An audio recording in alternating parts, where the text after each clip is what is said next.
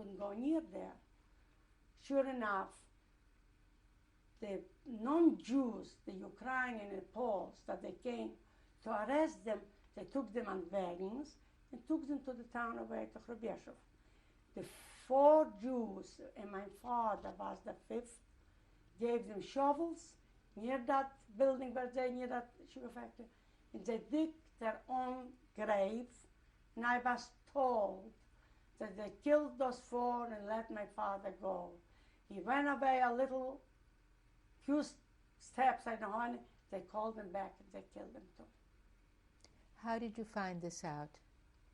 The people who worked there, they knew us, we grew up with them. I didn't have to ask, they came and told us. So we knew. This was early in the morning. A few hours later, my mother came, and I didn't wait my mother to come. I knew the road that my mother's coming. I ran to her. Ma, they killed the daddy. She says, I know. I said, how you know? I said, the people, the village people told me already. I was hysterical. I couldn't believe he just walked out. He's not here anymore with us. She says to me, Sarah, don't cry. And hugged me to her. I said, Mom, why are you so? He says, you will not say in Jewish. I am a widow for life. Can I say in Jewish a few words? We will continue on the next tape. 1996, we are interviewing survivor Sara Mostysser. And when my mother hugged me and tried to comfort me, she said to me in Yiddish, Weine Sura, ich bin a nebike almune, which means I'm a widow for life. Dies Chassenum, stum Kinder, stum a family, sie taten vergessen. You get married, you have children, you forget your father. But mit den Tatens Blit, der Erd, so während sie geschlossen für Jiddisch bleibt gießen, which meant, with your father's blood, the soul should be sealed for more Jewish bloodshed. It still didn't comfort me. I was hysterical. I loved him. I was saying, my father, he just walked out. Mama, how could you say so? And she says, don't cry, Sarah. When Mashiach come and alle, when Messiah will come, and they all will rise to life, so the Tatas come, to that day, I feel such ease. What a wonderful feeling. I don't think that any tranquilizer or any, I could feel that, like, really she gave me the whole life. It didn't last that long. A few, not a minute, seconds. I said, what is she saying? Messiah's going to come, my father's going to go alive. Then I realized, that's over. And I accepted what had happened. Again, Poles came over, my friends, telling me Polish, and that's how it happened, and what my father said and what they said. I don't know, but I wasn't there. But various things, they let him go, and with how he digged his grave, and when he, terrible, painful. We still was in our house. My brother was working on that plantation, staging. There was but 100 Jewish people already working there. And didn't take too long, 5 or 6 weeks. I think it was, let me see if I remember. So now my father was killed by end of April, June 1940. What was 41?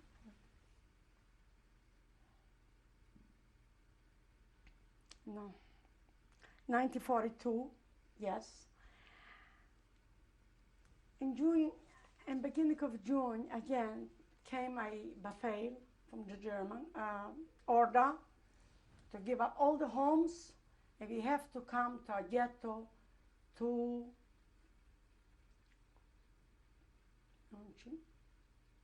Wuhan. Wuhan, that's a little town, yes. H-A-N, Wuhan. And from all the villages and the small towns, they gathered, some of them to Wuhan, some to different places, and they made there a ghetto. We were there. They took out about 40 Jewish men to the market. And among that 40, 45 was a young boy, maybe 14-year-old. And an older man, and a grown-up man in his 30s. They put them out by the sizes, by height. And every 10, with one machine gun, they shoot. It was 4 lines like that. Did you see that? No, that boy came back. And that boy, 14, his name was Yankee. Because he in the little town Horodlo, he was working, we knew him already.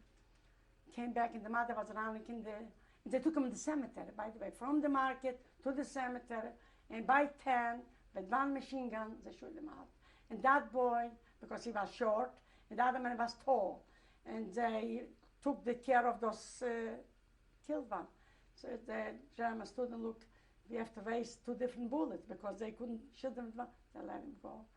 The mother of that uncle was running like crazy over the town, screaming, and the uncle came out. She didn't recognize him. He was full of blood. But this incident I remember from Wuhan. Did you go to that ghetto? Yes, my mother, that's what I tried to, I forgot. Why we left that village, they gave us horse and wagon. It was for all the Jewish people. From Jeju, from various countries. This was a beautiful spring near our garden with a lawn. The lawn had those yellow flowers. Well, I couldn't, how could they part? How could we walk out? My mother says, they're taking us to work, Sarah. So let's pay. They told to take us, but long as we can take. My mother took pots and pans, and father's talus, and bedding to keep us warm, and my little sister, my both brothers, and a wagon. We walked with that march over the villages to Wuhan. But on the way, you could see all the non-Jews, Poles, Ukraine, it was Poles and Ukraine, staying, singing, and dancing and laughing. We walked with our heads down. I was, my friends, best friends at school, they didn't give a, I want to say goodbye to them. They turned away from me. How much of a walk was it to this ghetto? 20 kilometers, maybe more, I don't remember. So more than 20 kilometers. We were almost all day we were walking. Can you describe the ghetto to us? That Jewish people, but we didn't stay there too long, but 2 weeks or 3 weeks the most. From there, we had to go to Myeonchin. Myeonchin was, again, a place where the railroad came. And systematically, they couldn't place so many Jews at that field near the trains. So every time it was different towns. Then we got the order to put again the things on the wagon and go to Myeonchin. It's called Myeonchin. Would you be able to spell that? Yeah, Myeonchin. Monchin, Myeonchin. And the train, we came there. On the way to the Myeonchin, from the blue sky came a blizzard, but it didn't last too long. Rain, blizzard. It was in June, a beautiful day. We came there towards the evening, and the train was there, staying already. A lot of people on that empty bare field.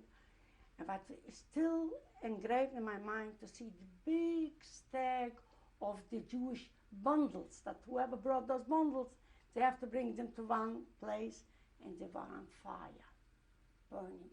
The night was dark, the heavens, the sky was red from the fire, and the water wet. we all was sitting, you couldn't hear somewhere a cry, because the train that stood there, just almost, we were there already, they kept still shoving in old and sick people. We didn't know, maybe during the day they assaulted them. And on one of those trains, a friend of mine told me that they should just kill your grandma. She couldn't get up. So my aunt helped her, and they killed her, and they kept killing people, whoever couldn't go, just like this, on the trains. And that train pulled away, that whistle, I'll never forget. The whistle of the train, you know, the train pulls out, that whistle, to that day, when I hear a whistle, my body freezes. And we all night cling to my mother, my brothers and us, with the bundles, with the bedding, with the pots and pans. We, on that field, waiting. We didn't know that we had for another train. We knew that we are going to work a Polish that's called Volin, where it's I say those water a lot, we have to dig and dry those places. Plain, hard work. So we felt we were going to work there. Next day, the morning came beautiful. The still was burning, but quiet down a little. And I hear a train coming. I died again. The whistle of the train, and a car came with the stoppers, and they gave an order on the microphone, should bring all the belonging to this point, and form a line. Stay in a line, and we stayed in a line, and we came to that where the Gestapo stood, right, left, right. So my mother and I and Toby this side, my brother Sam this side, Arnold this side. We took for granted, that's how it has to be. They separate men. And while I was staying with my mother, and took out maybe an hour or two, and I saw I didn't even realize mothers with children there. I noticed my brother's there, but I could see him. And he stays and motions with the hand, like this. My mother says, Sarah, look, Sam is there. Try to go to maybe the lecture, who's going to cook for him a meal? Sarah, she says, goes, there will be nobody to make him a meal. And I had a backpack. We all were prepared with. She took down the backpack for me, and she gave me a push. I walked, I don't know how many, to that German, to the Gestapo, and I said to him, lieber Herr, lassen Sie mich zu meinem Bruder. And I was little, not skinny, a little girl. But that's the only reason my mother made me to go, because we have to cook for him. Made with the hand, go. As if to say, who cares? Not today, tomorrow. And I came to my brother, and my brother showed me, look, Sarah, Arnold is this, with old men and young boys. Nothing we could do. This scene, I'll never forget. My sister screamed, told me she was only 10 and a half. Sarah, don't leave. I was already on my other side. Took a few hours, and came a man, a German, and took all the young people. Now there was my brother, us, there was a few hundred people away. While we was marching away, I turned my head. I saw my mother, saw my sister screaming.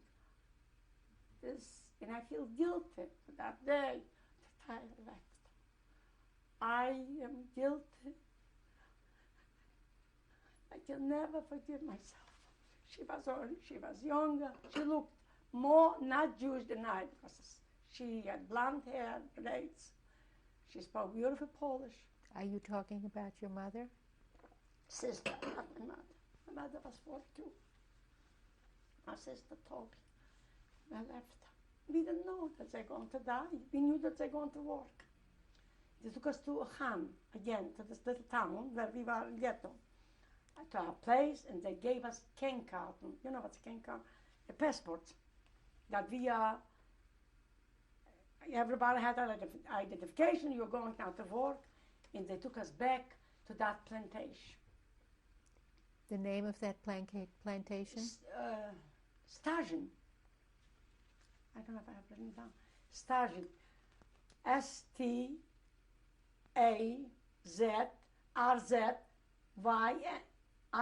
or En. Stajin, yes. It's a big plantation that the people worked before. All those people that work at that plantation, we came back to that plantation.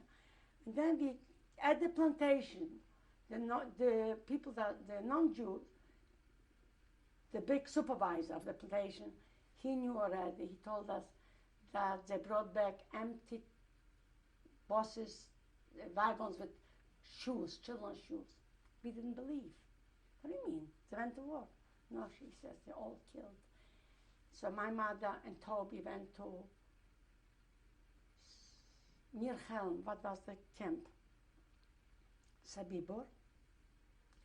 My brother went to Alaga. What's the Laga's name? Oh my God. Which brother was that? Arnold. Sam and I, we went back to work there. What was the Laga's name? Wait a second. Stav. S-T-A-V. They look my brother there, Arnold, which also was a young boy, 14. I didn't know that he's there, but later we found out. And we was working on that plantation. I had 20 men. They gave a big, like a shack, a house, and my two brothers, one brother, the other was there. And Harry was, at that time, he didn't go with us, he went to Chrubieshov. He was a free man.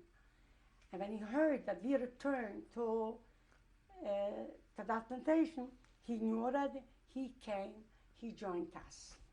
So Harry, Sam, and all the Jews from that village stayed, we all stayed in one room, a big room, sleeping on bunk beds, and I was the cook. I didn't have to work in the field, that was a good position. I baked bread, I cooked, I washed. This party took, and they did all the work in the field. My brother was a very good, strong man. And then we had news that my brother escaped Stav, and he's in Chrubieshov. We had people, we knew Chrubieshov. So Harry and I went to Chrubieshov. We had the Kennkarten. We went to the Judenrat, and they told us where he is. There was also a Judenrein, and he was sick with full of, sores. We took him to that river, we washed him, and we took him with us to that plantation. He had not a Kennkarten, so we had to somehow hide him. He's already was with us too. Can you describe the house where you stayed? Farmhouses, like plantation that, like they would take here in Texas, the Mexican to work, plantation.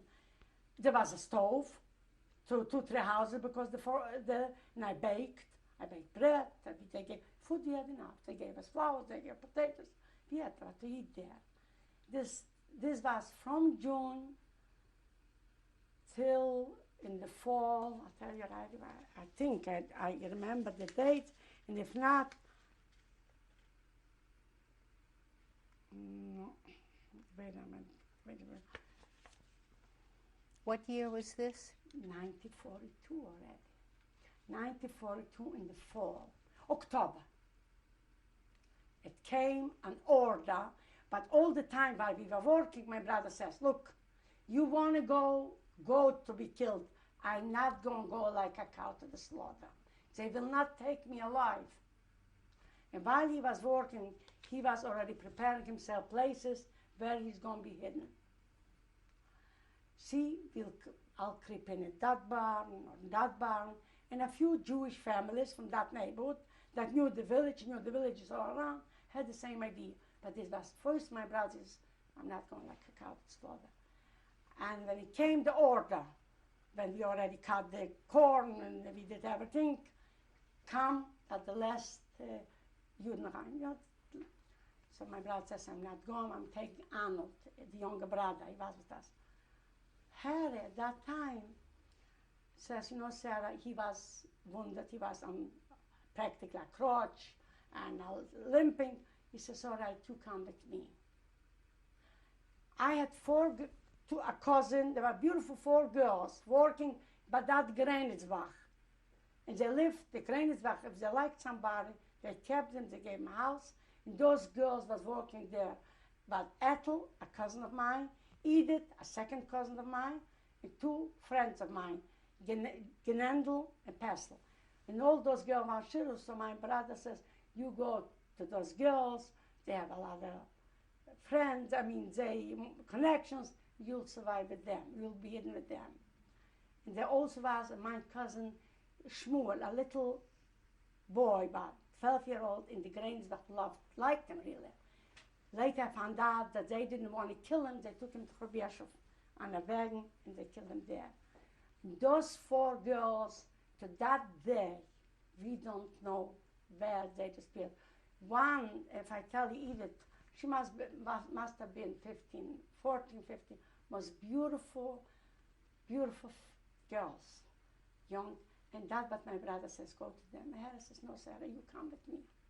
So Harry, I, and then unintentionally we got together. Harry, I, Sam, Arnold, another man that knows, he lived in that village, his name was Belleville, here we would call him Willie. And we went in to be hidden in one of those barns. Another barn, we knew a group from 9 people went into the other barn. Another few were in different places.